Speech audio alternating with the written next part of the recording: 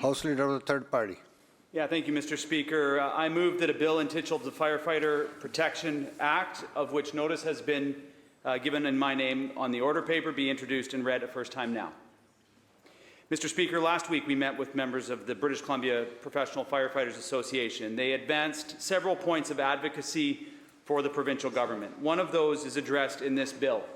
Per-flouroalkyls, or PFAS, are compounds that are in firefighter personal protective gear and fire suppression foams. The advances in protective gear offers frontline firefighters short-term protection.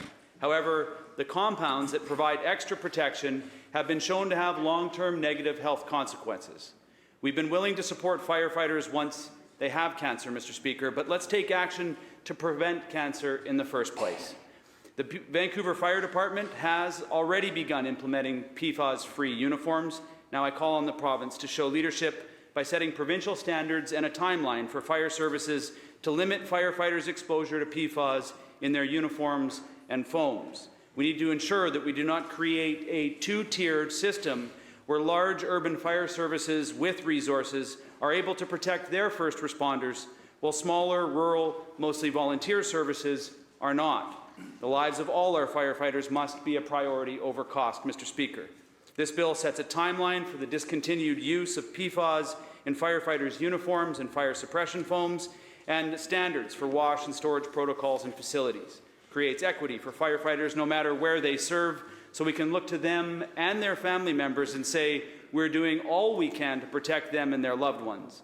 Let's pass this bill and give our fire departments the fiscal tools they need to ensure their facilities and gear protect their professional and volunteer members. Mr. Speaker, when the call goes out, our firefighters across the province answer. They put their well-being in danger to respond. Now it's our turn. Member, the question is first reading of the bill. All those in favour indicate aye. Aye. Opposed? Motion carried. Member. Mr. Speaker, I move that the bill be placed on the orders of the day for the second reading in the next sitting of the House after today. You have heard the question. All those in favour indicate aye. Aye. Opposed? Motion carried.